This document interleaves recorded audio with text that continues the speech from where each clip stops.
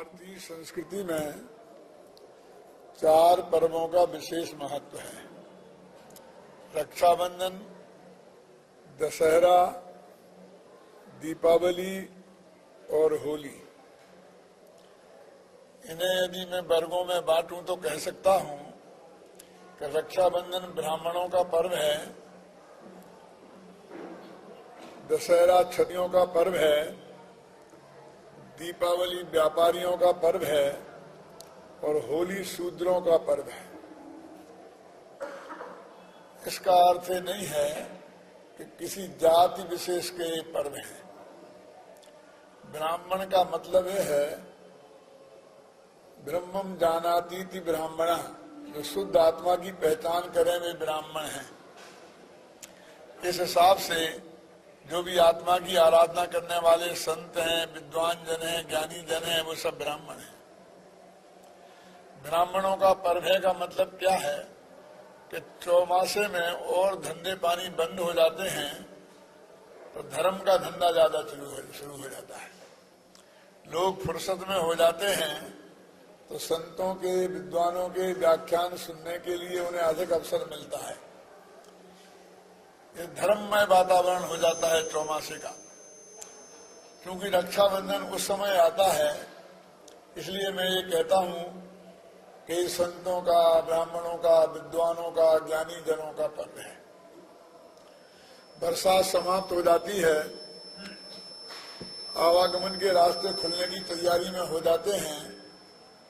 तो क्षत्रियों की लड़ाइयां अभी तक बंद थी, हथियार जंग खा रहे थे। दशहरे के दिन वे उनकी सफाई वफाई करते हैं और फिर तैयारी करते हैं। इसलिए दशहरा क्षत्रियों का पर्व है और सारा व्यापार दीपावली से आरंभ होता है। इसलिए दीपावली को वैश्यों का पर्व माना जाता है। और जब बसंत ऋतु आती है, व्यापारी सारा व्यापार करके लौट के आ जाते हैं कमा धमा कर। क्षत्रिय भी युद्ध जीत कर वापस आ जाते हैं। वहां खेतों में अनाज आ जाता है और बढ़िया मौसम होता है तो सभी पर शूद्रता हावी हो जाती है और चारों ही वर्ण के लोग शूद्र हो जाते हैं। कहते हैं ना कि होली के दिनों में समझे ना, बुढ़ापे में भी जवानी चढ़ जाती है, हर आदमी रंगीन हो जाता है। जहां कीचड़ उछलने लगे न केवल हाथों से बल्कि वाणी से भी, तो समझ लेना ये शूद्रों का पर्व आ गया। इन 4 पर्वों में 2 पर्व जैन समाज ने अपनाए, एक रक्षाबंधन और एक दीपावली। 2 पर्वों को नहीं अपनाया। अहिंसक जैन धर्म हिंसा की, हत्यारों की जिसमें पूजन हो और किसी को मारना ही जिसका उद्देश्य हो। लाखों लोग मिलकर एक बार मरे हुए रावण को लाखों बार मार चुके हैं और गांव-गांव में हर साल मारते ही रहे, कब तक? ऐसे हिंसक पर्व को जैनी नहीं अपना सकते थे। और ये द्वेष का द्योतक था और होली राग का द्योतक है। राग देश के द्योतक दोनों पर्वों को जैनियों ने छोड़ दिया और रक्षाबंधन और दीपावली दोनों धर्म के पर्व थे। और जैन समाज आज अधिकांश वैश्य समाज है, व्यापारी समाज है। इसलिए भी ये 2 पर्व जैनियों ने अपना लिए। ये पर्व कोई कभी शुरू हुए होंगे इसकी कल्पना नहीं की जा सकती है। फिर भी संयोग वशात कुछ ऐसी घटनाएं घट गई कि प्रत्येक धर्म वालों ने अपनी उन घटनाओं के साथ इन पर्वों को जोड़ दिया। आज तो अपन को दीपावली की चर्चा करनी है। दीपावली, दशहरे को रावण को मारकर राम लक्ष्मण 20 दिन में लौटकर श्रीलंका आए थे। लंका से अयोध्या आए थे और वहां जो खुशियां मनाई गई थी, इसलिए उन्होंने उससे जोड़ दिया विजयादशमी और उसके बाद में दीपावली। जैनियों के भगवान महावीर का निर्माण हुआ था। दयानंद सरस्वती का आर्य समाजों का उसी दिन निर्माण हुआ था, उनका भी देह विलय उसी दिन हुआ था। और भी लोगों ने अपने अपने धर्म के हिसाब से इनके साथ चीजों को जोड़ लिया। अभी अपन को तो जैन धर्म के संदर्भ में बात करनी है, दीपावली की। ये दीपावली पर्व हम उत्साह से नहीं मनाते हो, ऐसी कोई शिकायत हमें नहीं है। उत्साह से नहीं, बल्कि हम अति उत्साह से मनाते हैं। पटाखे फोड़ते हैं, लड्डू खाते हैं, दूसरे को मुबारकबाद देते हैं। लेकिन मेरी समझ में ये नहीं आता है कि किस खुशी में लड्डू खाए जा रहे हैं, किस बात की मुबारकबाद दी जा रही है, किस खुशी में ये पटाखे छोड़े जा रहे हैं।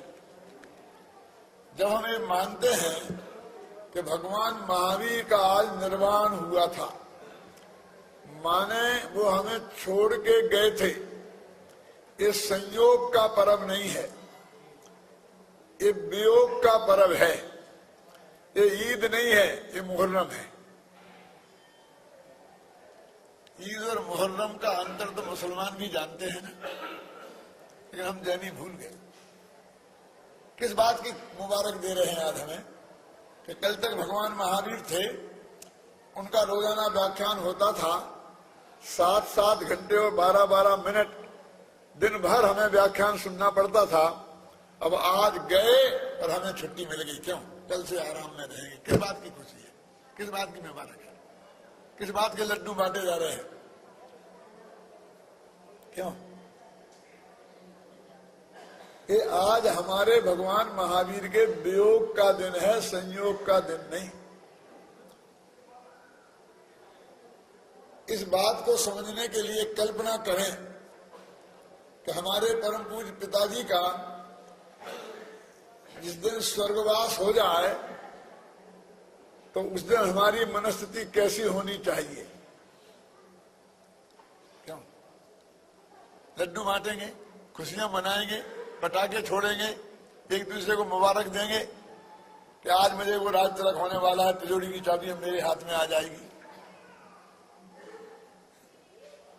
मन में भी ऐसा हो तो भी बाहर से ऐसा नहीं किया जाता है।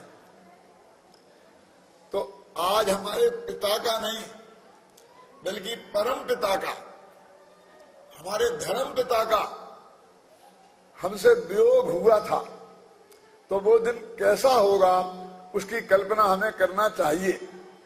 इस बात को समझने के लिए आपको मेरे साथ चलना पड़ेगा, कहीं नहीं, घबराना नहीं।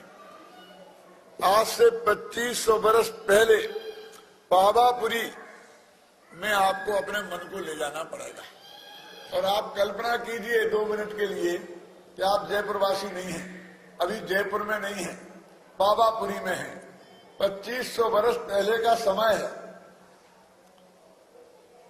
आप उन लोगों में से हैं जिनने पिछले 30 वर्ष से लगातार भगवान महावीर की दिव्य ध्वनि रोजाना सुनी थी, 7 घंटा और 12 मिनट। आप जानते हैं, ऐसा एक आध नाम याद है पुरुषोत्तम बाबू आपको? एक आध नाम ऐसा मालूम है कि जिसने आदि से लेके अंत तक 30 वर्ष तक लगातार रोजाना 7 घंटे और 12 मिनट भगवान महावीर की दिव्य ध्वनि में आदि से अंत तक उपस्थिति दर्ज कराई हो? एक आध नाम मालूम है? गौतम स्वामी, गणधर गौतम स्वामी पहले दिन से उनके व्याख्यान में मौजूद थे और अंतिम व्याख्यान तक उनके मौजूद रहे, है ना? हजारों लोग रहे होंगे, एक का नाम हमें मालूम है। फर्स्ट डे से थोड़ी आगे थे सैनिक। तो बात ये चल रही है कि हम भी उनमें से एक हैं। सैनिक को जाने दो, हमने भी लगातार 30 वर्ष तक रोजाना उनकी 7 घंटे और 12 मिनट तक वाणी सुनी थी। धन्य थी वह तेरस जिस दिन हमने उनका अंतिम प्रवचन सुना था, जिसे इस व्यापारियों ने धनतेरस बना दिया।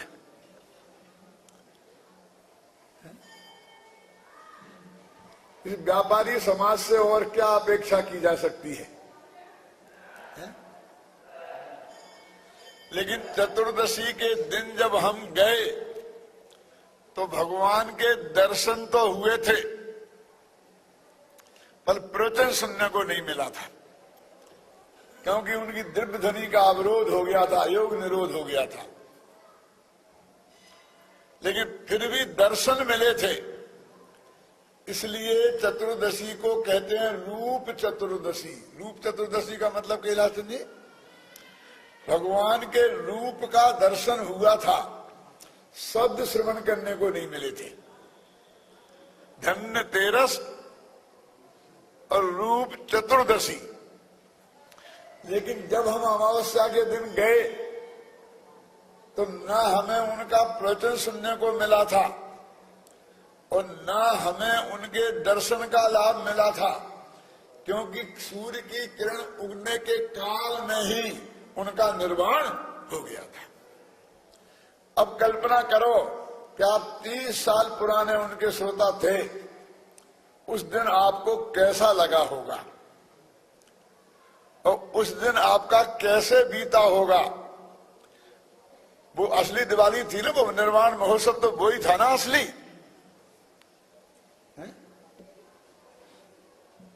तो यदि आज हम उस निर्वाण महोत्सव को मना रहे हैं तो हमारी मानसिक स्थिति लगभग वैसी होनी चाहिए ना। लेकिन आज जो तामझाम देखा जाता है, उस तामझाम में वो स्थिति कहीं दिखाई देती है आपको?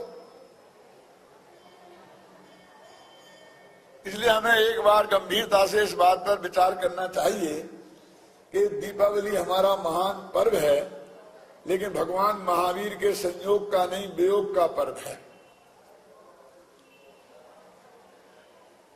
जब मैं ये कहता हूं कि हमारे घर में किसी का वियोग हो जाता है, मरण हो जाता है, तो हम कैसे मनाते हैं, तब लोग कहते हैं भाई साहब फर्क है। हमारे पिताजी का तो मरण होता है और उनका हुआ है निर्वाण, हमारे पिताजी का तो स्वर्गवास होता है। कहते हैं स्वर्गवास, क्या पता नरकवास हुआ कि स्वर्गवास हुआ। लेकिन उनका तो गारंटी से निर्वाण हुआ था ना। निर्वाण माने जिस जन्म के बाद द्वारा माँ के पेट में न जाना पड़े, जिस मरण के बाद, उस मरण को निर्वाण कहते हैं। उस देह के विलय को निर्वाण कहते हैं। और द्वारा किसी जगह जन्म लेवे तो उसे मरण बोलते हैं। इसलिए ये हमारे लिए खुशी का पर्व है। खुशी का पर्व है क्यों? क्योंकि आज भगवान महावीर को वो चीज उपलब्ध हो गई थी जिसके लिए वे 9 भव से प्रयत्न कर रहे थे। और पीछे जाए तो मारीच की पर्याय से इस कोशिश में लगे थे। क्यों? वो चीज आज उन्हें उपलब्ध हो गई, इससे ज्यादा और खुशी का दिन क्या हो सकता है। लेकिन फिर भी उस खुशी में एक गंभीरता तो होनी ही चाहिए। ये हमारी बेटी की विदाई का दिन जैसा दिन है। क्यों? जब हम बेटी को योग वर के साथ शादी करके विदा करते हैं तो हमारा वो दिन कितनी खुशी का दिन होता है, जिसके लिए हमने वर्षों से प्रयत्न किया था, जिस दिन की हमने अपेक्षा बहुत दिनों से की थी। आज वो दिन हमारे आया है, फिर भी हम उस वक्त आंख में आंसुआं टपकते हैं, हम उस वक्त नाचने नहीं लगते हैं। क्यों? खुशी भी है और रोते भी है। ऐसे भगवान महावीर को चरमोपलब्धि हुई थी, इसलिए खुशी की बात भी है और उनका हमारे लिए वियोग हुआ था, इसलिए हमें तकलीफ भी बहुत है। फर्क है। बेटी की विदाई हुई है, 8 दिन बाद हम दोबारा घर ले आएंगे। क्यों? फिर भी आती जाती रहेगी। और जयपुर की जयपुर में होगी तो रोजाना भाग जाएगी। क्या है? लेकिन भगवान महावीर तो एक बार गए सो गए, अब अनंत काल तक इस संसार में लौट के आने वाले नहीं हैं। ये अनंत काल तक का वियोग है, उसकी कल्पना आप कर सकते हैं। क्या हमारी दिवाली कैसी मनाई जानी चाहिए? पटाखे फोड़कर हम क्या करना चाहते हैं? क्या होता है ऐसा पटाखे? खुशी। भगवान महावीर के निर्वाण के साथ आपका निर्वाण तो नहीं होता है, और अनंत त्रिश जीवों का निर्माण अवश्य हो जाता है उन पटाखों की मार से। हजारों लोगों को दमा हो जाता है, अस्थमा हो जाता है, कितने जीवों की हिंसा होती है, इसकी कल्पना आप है? नाम उसका बम विस्फोट होता है तो क्या होता है? ना सही नकली, असली नकली तो सही। आपका आदमी नहीं मरते होंगे। अभी अस्पतालों से अभी खबर आती है कि इतने लोग तो अस्पतालों में भर्ती हो गए, आदमी भी घायल तो होते ही है ना। कितने जीव जंतु मरते हैं, कल्पना तो करो। किस बात की खुशी मना रहे हो तुम? काय के पटाखे छोड़ रहे हो? मेरे कहने का मतलब ये है कि हमारा ये पर्व यदि भगवान महावीर के वियोग का दिन है तो हमें उस पर्व को कैसे मनाना चाहिए, इस बात पर हमें एक दफे गंभीरता से विचार अवश्य करना चाहिए। जब मैं ये बात कहता हूं तो लोग कहते हैं क्या करें? आप बताइए ना, रोने बैठ जाएं दिवाली के दिन? आप चाहते क्या है? नहीं भाई, हम रोने की बात कहां कह रहे हैं कि रोने बैठ जाइए। तो जिस दिन भगवान महावीर का यदि एक शिष्य का नाम लिया जाए, हम सारे शिष्यों में से एक शिष्य का नाम लेना इन 2500 वर्ष में, तो किसका लिया जा सकता है? बोलो भाई। गौतम स्वामी के लेंगे ना? नंबर 1 पे किनका आएगा? गौतम स्वामी का आएगा ना। तो गौतम स्वामी ने जैसी दिवाली मनाई वैसी दिवाली हमें मनाना चाहिए। कैसी मनाई थी गौतम स्वामी ने? एक खतरनाक बात कहता हूं। हमारे ही कुछ भाई कहते हैं कि भगवान महावीर को एक चिंता हुई कि मेरा मोक्ष होने वाला है, तो गौतम देखकर बर्दाश्त नहीं कर पाएगा, मेरा सबसे ज्यादा प्यारा शिष्य है, तो ये मेरा वियोग बर्दाश्त नहीं कर पाएगा कि हाथ फैलना हो जाए इसका। तो उन्होंने वहां से उनको दूर भेज दिया था। वे उस वक्त पावापुरी में नहीं थे, गौतम स्वामी गुणाबा में थे, क्योंकि शाम को उन्हें केवल ज्ञान हुआ वो गुणाबा में हुआ था, पावापुरी में नहीं हुआ था। और उसका वो तर्क देते हैं कि महावीर ने उन्हें भेज दिया था। मेरा कहना यह है, जरा गंभीरता से विचार करो, कि जब भगवान महावीर का नंबर 1 का शिष्य, जिसने शाम को ही केवल ज्ञान की प्राप्ति कर ली, क्या महावीर के केवल ज्ञान में ये बात नहीं आई थी कि इसे शाम को केवल ज्ञान होने वाला है? सुशील जी, कि इसका हाथ ना फैल हो जाए, घबरा ना जाए, दुखी ना हो जाए। जिसने 30 वर्ष तक इतना व्याख्यान सुना, एक दिन भी नहीं छोड़ा, वो भी यदि इतना दुखी हो जाएगा किसी के वियोग में, तो बाकी की क्या हालत होगी? अरे भाई, वियोग तो बहुतों को होता है। आखिर पत्नियां विधवा हो जाती हैं तो जिंदा रहती हैं कि नहीं? पति विधुर हो जाते हैं तो जिंदा रहते हैं कि नहीं? बच्चे बिना बाप के हो जाते हैं तो जिंदा रहते हैं कि नहीं? क्यों? और माँ बाप के सामने जवान बेटे चले जाते हैं तो वे जिंदा रहते हैं कि नहीं? कैलाश जी कहते हैं ना। तो गौतम स्वामी से महान हो गए थे कि उनने तो वियोग बर्दाश्त कर लिया, और गौतम स्वामी बर्दाश्त नहीं कर पाते। न केवल गौतम स्वामी का अपमान है, उनके वैराग्य का अपमान है, बल्कि भगवान महावीर के केवल ज्ञान का अपमान है। उन्हें तो मालूम था इसे केवल ज्ञान होने वाला है। क्यों? इसलिए ये बात गले उतरती नहीं है, हमारी मेरे गले नहीं उतरती है। तब लोग पूछते हैं तो ठीक है, फिर वे क्यों नहीं थे वहां? सारी दुनिया तो दौड़ के आ जाती है। जब अपने किसी के वियोग का काल आता है, पता चलता है, डॉक्टर जवाब दे देते हैं, तो सारे रिश्तेदार इष्ट मित्र इकट्ठे हो जाते हैं कि नहीं हो जाते हैं?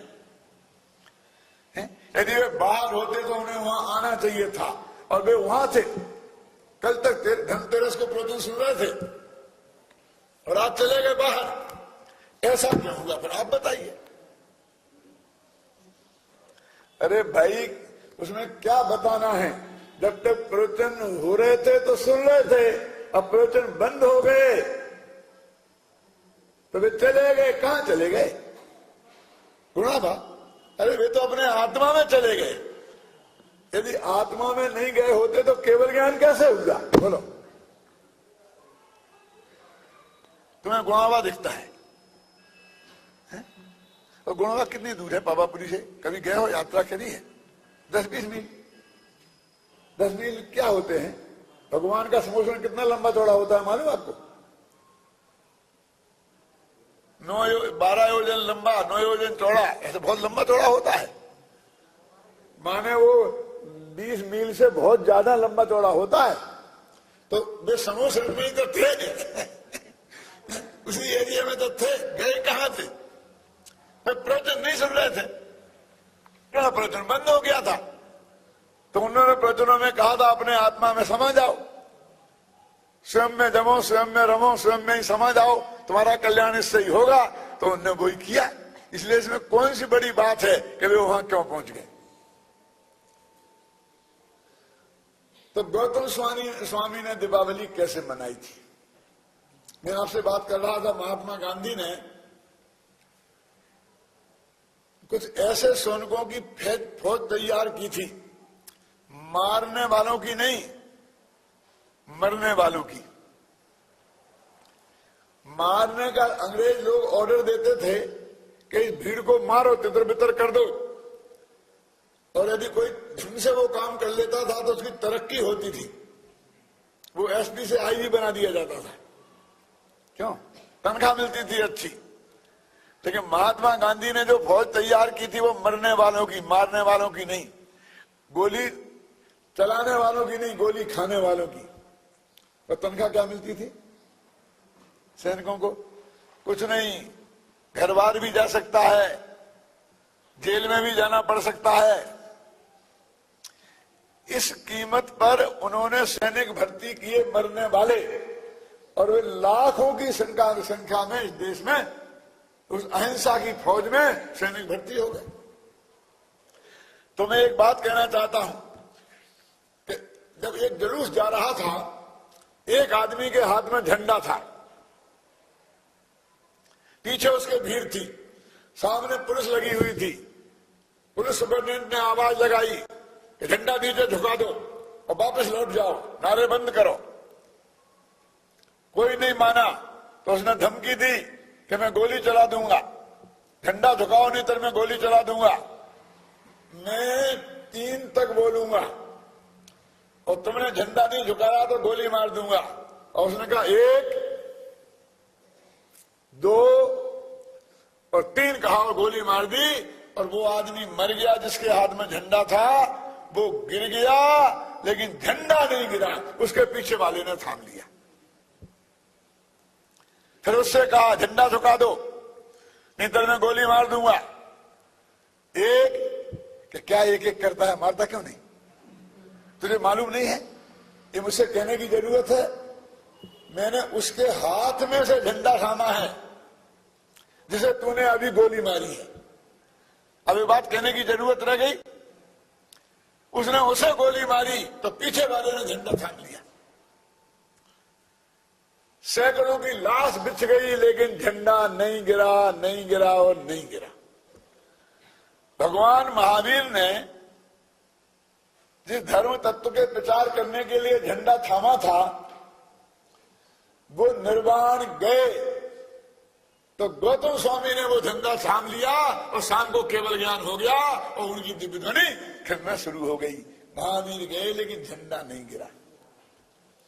12 वर्ष बाद गौतम स्वामी को जिस दिन निर्वाण हुआ, उसी दिन स्वधर्म स्वामी को केवल ज्ञान हुआ। उसी दिन 12 वर्ष बाद वे गए तो स्वधर्म स्वामी ने झंडा थाम लिया।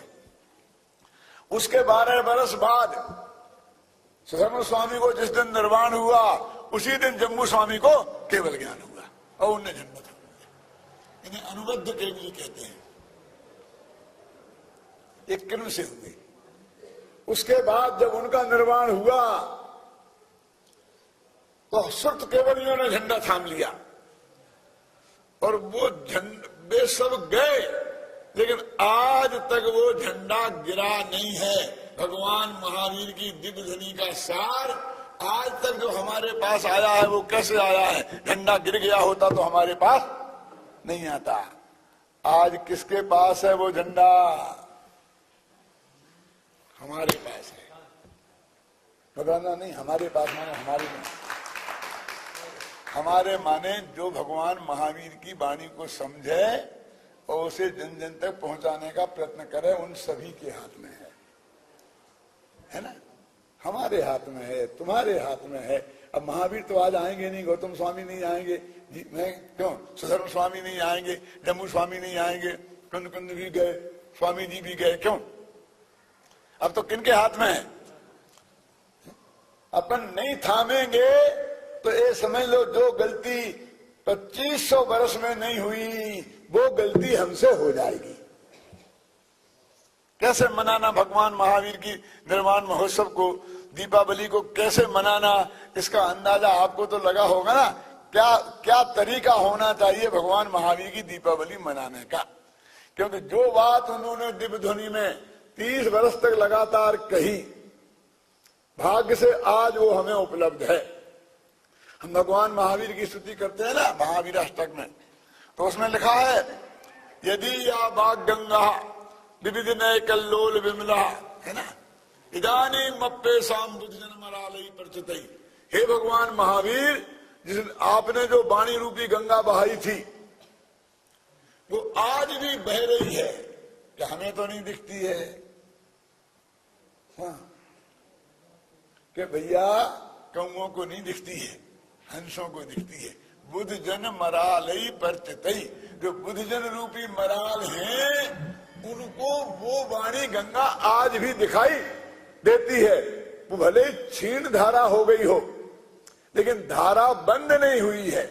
वो भगवान महावीर की दिव्य ध्वनि का सार आज भी बराबर आचार्य परंपरा से हमारे पास तक हमें प्राप्त है। और गंभीरता से विचार करने की बात यह है कि यदि हमने अपनी आगामी पीढ़ी तक ये नहीं पहुंचाया तो हम वो अपराध करेंगे जो हमारी पुरानी 125 पीढ़ियों ने नहीं किया। क्योंकि हमारी एक भी पीढ़ी ने वो गलती कर दी होती तो आज ये दिनवाणी हमारे पास नहीं होती। एक बात मैं आपसे पूछता हूं कि हमारे माँ बाप से जो भी संपत्ति हमें प्राप्त होती है, मनुष्य में और पशुओं में क्या फर्क है? पशुओं को अपने माँ बाप से कुछ नहीं मिलता जन्म के अलावा, उन्हें सब कुछ स्वयं सीखना पड़ता है बिना किसी गुरु के, और अपनी आजीविका स्वयं करनी पड़ती है, अपनी रक्षा भी स्वयं करनी पड़ती है। लेकिन मनुष्य को अपने माँ बाप से कुछ ना कुछ अवश्य मिलता है। ये फर्क है आदमी में और पशुओं में। जब मैं ये बात कहता हूं तो बहुत लोग कहते हैं कि तुम करोड़पतियों के बीच में रहते हो इसलिए ऐसी बातें करते हो। अभी करोड़ों गरीब ऐसे हैं कि जिन्हें अपने माँ बाप से कुछ नहीं मिला। मैं कहता हूं मैं ये बात नहीं मानता, मनुष्य गति में ऐसा हो ही नहीं सकता है। अरे उन्हें कुछ संपत्ति नहीं मिली होगी तो कर्जा मिला होगा, लेकिन मिला अवश्य होगा। समझे?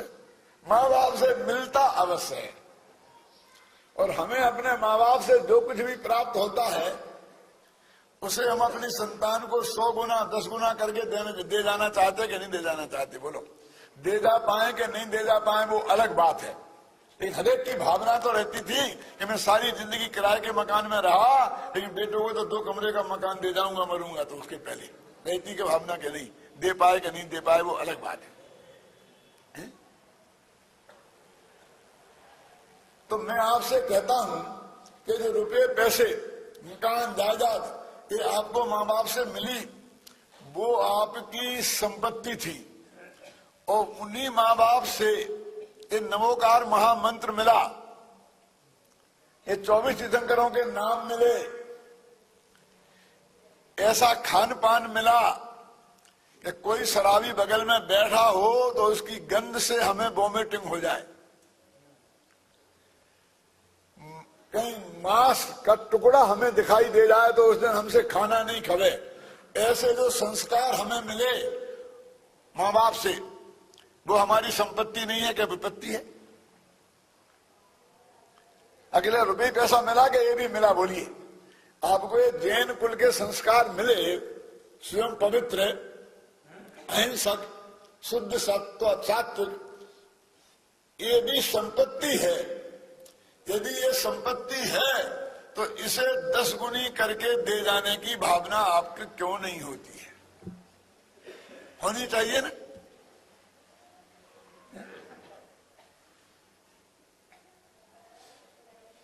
यदि हमने अपनी आगामी पीढ़ी को ये धार्मिक संस्कार नहीं दिए, ये शुद्ध सात्विक का खान पान नहीं दिया, ये निर्व्यसनी जीवन नहीं दिया, तो हम वो गलती करेंगे जो हमारी 125 पीढ़ी ने नहीं की। 125 पीढ़ी का मतलब समझते हैं? भगवान महावीर को 2500 वर्ष हो गए। 100 वर्ष में 5 पीढ़ियां बदल जाती हैं। जो आदमी 100 वर्षों का होके मरता है वो 5वीं पीढ़ी को देख लेता है। वो सोने वोने की नशेनी पे बैठता क्या करता है? समझ गया? 20 वर्ष में एक पीढ़ी बदल जाती है, तो 2500 वर्ष में 125 पीढ़ियां बदल गई ना। माने हमारे पिता के पिता के पिता के पिता 125वीं पीढ़ी में रहे होंगे जब भगवान महावीर यहां रहे होंगे। उस रहे होंगे कि नहीं? तो उनने एक पीढ़ी में गलती नहीं की, इसलिए हमारे पास ये जिन धर्म है। और जिन कहते हैं उस वक्त सारा देश जैनी था, और आज इतने से क्यों रह गए कैलाश जी? क्योंकि जिनकी पीढ़ियों में वो गलती हो गई, वो गलती की सजा सिर्फ एक पीढ़ी को नहीं मिलती है, आगामी सभी पीढ़ियों में से वो चीज निकल जाती है। बोलिए, आपकी छोटी सी गलती का कितना भयंकर परिणाम है कि हमने वो संस्कार अपनी आगामी पीढ़ी को नहीं दे पाए, तो हमारी आगामी सब पीढ़ियां उससे वंचित हो जाएंगी। क्यों? पता ही नहीं है हम जैन हैं कि अजैन हैं कि हम तो अग्रवाल हैं, हम तो बंसल हैं। कि जैन हो हमें पता नहीं जैन फैन है। मम्मी कभी कभी जैन मंदिर चली जाती है, क्या पता ही नहीं। हमें झंझट में नहीं पड़ते हैं। क्यों? कि तुम जैन हो क्या? हाँ है। तो कौन? दिगंबर का श्वेतांबर? अरे हम इससे हमें नहीं पता क्या है। क्यों? यही पता नहीं है। दिगंबर है, श्वेतांबर है, श्वेतांबर क्या होता है, दिगंबर क्या होता है, कुछ पता नहीं है। आप ख्याल में ऐसी पोजीशन आज आ गई, उनके बच्चों की क्या होगी? जो संस्कार हम में हैं, हम सब जानते हैं, हम नहीं दे पाए उन बच्चों को, तो उनके बच्चों को वे कैसे देंगे? बोलो, बीज खत्म हो गया ना।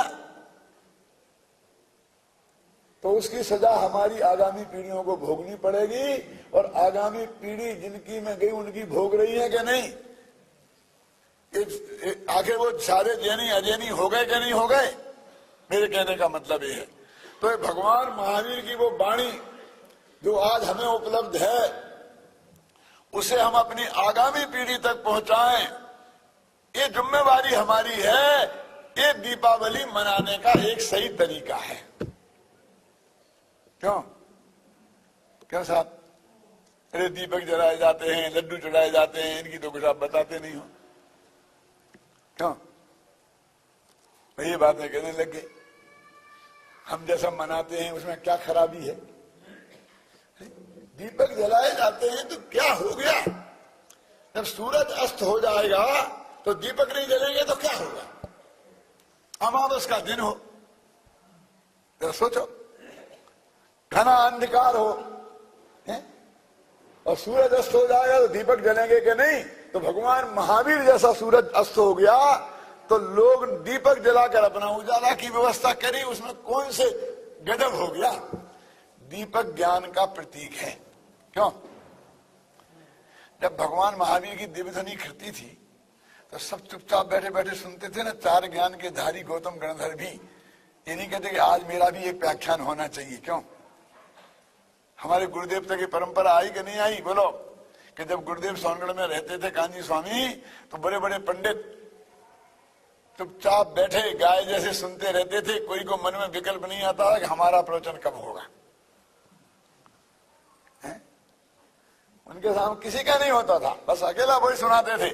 मैं उन भाग्यशालियों में से हूं कि मुझे उनने आज्ञा दी कि नहीं तुम करो, और मैंने किया हुआ। न उसके पहले किसी का हुआ, न उसके बाद किसी का हुआ। सुशील जी क्यों? और गुरुदेव गए तो अब गांव गांव में चलने लगे ना हमारे 500 विद्वान, और गांव गांव में प्रवचन करने लग गए कि नहीं करने लग गए। ये दीपक जल गए। सूरज अस्त होता है तो दीपक जलाए जाते हैं, और क्या किया जाता है? वो ज्ञान का दीपक जलाएं। गांव गांव में हम पाठशाला खोलें, एक दीपक जलाने का अर्थ है।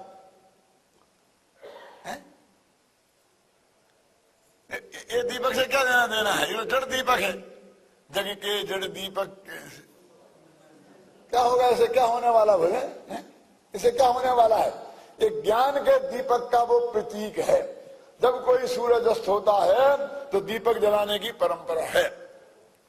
ऐसे ही जब भगवान महावीर रूपी सूरज अस्त हो गए तो दीपक जला लिए गए। उसमें क्या दिक्कत की बात है? लेकिन उजेले के लिए, क्या के लिए? ज्ञान का प्रकाश रहे, इसके लिए दीपक जलाए जाते हैं। और लड्डू क्यों चढ़ाए जाते हैं? ये हमें पता नहीं है। हाथ जोड़ते हैं, माफी कर दो। लड्डू तो खाने की चीज है, चढ़ाने की तो है नहीं। चढ़ाने लग गए, अब क्या करें? वो चढ़ाते चले जा रहे हैं। अब कौन उसके विरुद्ध बात आवाज निकाले? कोई मानेगा? मैं कहूंगा आप मानेंगे मेरी बात? तो चलने दो, क्या नुकसान है? क्या हुआ क्या होगा? कल्पना तो करो, सोचो तो। ये लड्डू कहां से आ गए? भगवान महावीर के मोक्ष जाने से लड्डुओं का क्या लेना देना?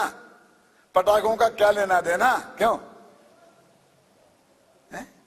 हमारे यहां तो अष्टद्रव्य से पूजन होती है। तो पूजन हुई होगी तो अष्टद्रव्य से हुई होगी ना। अरे लोग घर में लड्डू बना रहे होंगे, चल रहे होंगे, सब काम चल रहा होगा, तैयारियां चल रही होंगी। इतने में खबर आई कि भगवान महावीर का निर्माण हो गया, तो लोग भागे। हाथ में जिनके लड्डू थे, हाथ में लड्डू रखने की फुर्सत कैसे, मतलब कपड़ा बदलने की फुर्सत कैसे? हमारे गृह मंत्री ने कपड़ा बदले। और वहां पर क्या हुआ था? बम विस्फोट हुआ और पत्रकार गए तो उनका कपड़े बदल रहे हैं, तो कितना हल्ला गुल्ला हुआ। किसे फुर्सत थी? महावीर चले गए तो ऐसे ही लोग लेके चले आए होंगे और चढ़ा क्या दिए, वहां खड़े हुए। अब कब तक लिए रहेंगे? रख दिए, और क्या हुआ?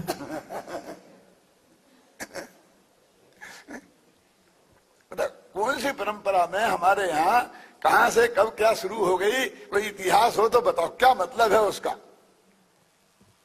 लेकिन भाई साहब, जो रीति चल पड़ती है, मैं कुरीति तो नहीं कहना चाहता, जो रीति चल पड़ती है उससे लड़ना बड़े बड़े लोगों का भी काम नहीं है।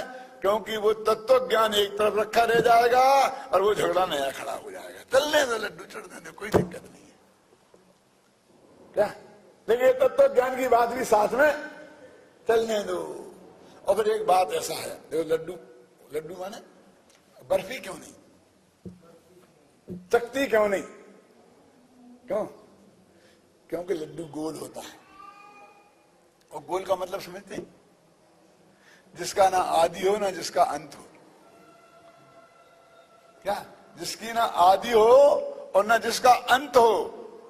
लड्डू ऐसा होता है, अनंत होता है। चक्कर ऐसा उंगली फेंट जाओ तो चक्कर कभी खत्म होगा? ऐसा लगाते जाओ, लगाते जाओ, लगाते जाओ। यदि कॉर्नर चकती होगी तो उसका अंत आ जाएगा।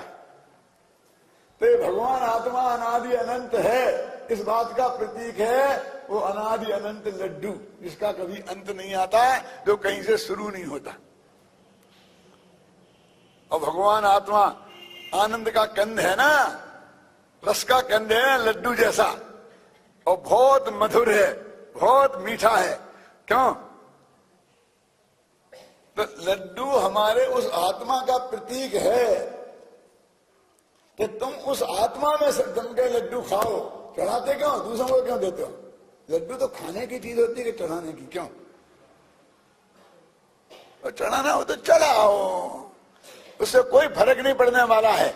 लेकिन ये असली चीज क्या है वो हमारे पास कैसा नहीं दूसरा कारण है तो आप बता देना, हम मान लेंगे और अगली दिवाली पे जनता को वो समझा देंगे। हमें क्या फर्क पड़ता है?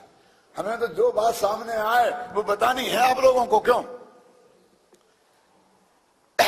वे चढ़े तो क्या और नहीं चढ़े तो क्या, लेकिन एक ज्ञान दीपक जलते रहना चाहिए। ये आत्मा की मधुरता कायम रहनी चाहिए और अनंत अनंत भगवान आत्मा हमारी दृष्टि में आना चाहिए और हमारी आगामी पीढ़ी में तक बढ़ना चाहिए।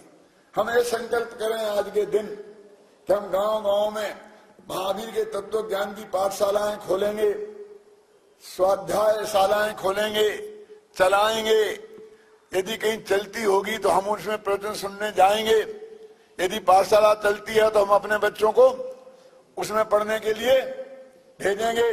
भगवान की वाणी जनवाणी जो है आज हमें उपलब्ध है, उसे हम जन जन तक पहुंचाएंगे।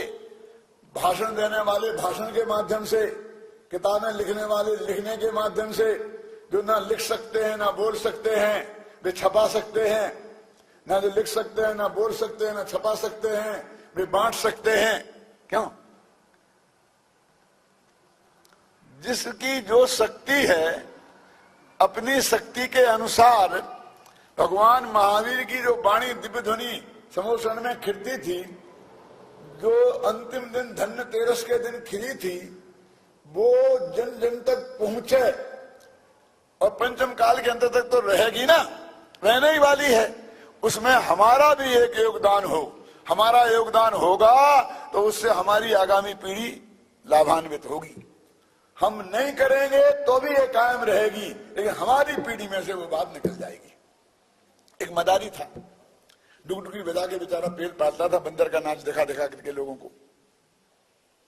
क्या एक गया चौराहे पर एक दुकान के सामने डुगडुगी बजाना शुरू किया, भीड़ इकट्ठी होने लगी। सेठ जी आए, दुकानदार, अरे यहां से हटना लायक, हमारे भीड़ दुकान के सामने भीड़ इकट्ठी मत कर। कि नहीं सेठ जी, में तो दुकान तो आपकी अंदर है, ये सड़क तो गवर्नमेंट की है। नहीं नहीं, हमारी दुकान के सामने नहीं कर सकते हो। तो ऐसा करो सेठ जी, मैं बच्चों को खेल दिखाऊंगा ना बंदरी का, तो तुम और तुम्हारे बच्चे मुफ्त में देख लेना किराए में, और दिखा लेने दो यहाँ। कि नहीं नहीं, मैंने कह दिया ना, हम नहीं दिखाने देंगे। कि ठीक है, हम जाते हैं। अब हमने तो जिंदगी में जो धंधा अपनाया है डुगडुगी बजाने का, आजीब कहीं ये है, तो ये तो डुगडुगी बजेगी, बंद होने वाली नहीं है। तुम्हारी दुकान के सामने नहीं तो उनकी दुकान के सामने, उनकी नहीं तो उनके सामने, इस मोहल्ले में नहीं तो दूसरे मोहल्ले में, इस गांव में नहीं तो दूसरे गांव में। हिंदुस्तान में 7 लाख गांव हैं, हमारी जिंदगी कितनी सी है। लेकिन तुम सोच लो कि यदि तुमने यहाँ डुगडुगी नहीं बजाने दी तो तुम्हारे बच्चे तमाशा देखे बिना रह जाएंगे। हमारी डुगडुगी बंद होने वाली नहीं। भगवान महावीर की वाणी की डुगडुगी तो बजेगी पंचम काल के अंत तक। यदि आपने उसमें सहयोग नहीं किया, असहयोग किया, तो आपके बच्चे, आप उससे वंचित रह जाएंगे। सोच लो क्या करना। इस भगवान महावीर की वाणी रूपी गंगा में, जिन वाणी को गंगा बोलते ना, साची तो गंगा एक बीतराग वाणी, उसमें हम स्वयं नहाएं, अपने परिवार वालों को नहाएं, अपने इष्ट मित्रों को नहाएं। ख्याल में है ना? मैं जानता था कि सब दिवाली पे जितने लोग आते हैं सब भाग जाते हैं, आज तो भाग से इतने बैठे हैं। इसलिए मैंने एक किताब सबको बंटवाई कि बांट दो, सबको पहुंच दो। अब जाके घर पे तो पढ़ेंगे ना, आप भी ले जाना, क्योंकि बोलने का समय तो बहुत कम होता है और इसमें बहुत बातें लिखी हैं दीपावली के बारे में, रक्षाबंधन के बारे में। एक किताब आपको मिल गई हो तो बहुत ही बढ़िया है, नहीं मिली हो तो बाहर से ले जाना। एक की 2 जाए तो चिंता नहीं, पत्नी भी ले जाना, पति भी ले जाना, पड़ोसी को दे देना, पढ़कर और आगे बढ़ा देना, कोई दिक्कत नहीं है। तो भगवान महावीर की दीपावली कैसे मनाएं उसका वास्तविक अर्थ क्या है, रक्षाबंधन का क्या अर्थ है, उसको हम कैसे मनाएं, इसका पता सब लोगों को चले, इस भावना से आज की बात भी कही और ये दिनवाणी भी आपको दी। आपसे भी आशा है इस बात को भी आगे बढ़ाएं और दिनवाणी को भी आगे बढ़ाएं। ऐसी मंगल भावना के साथ मैं अभी की बात समाप्त करता हूं।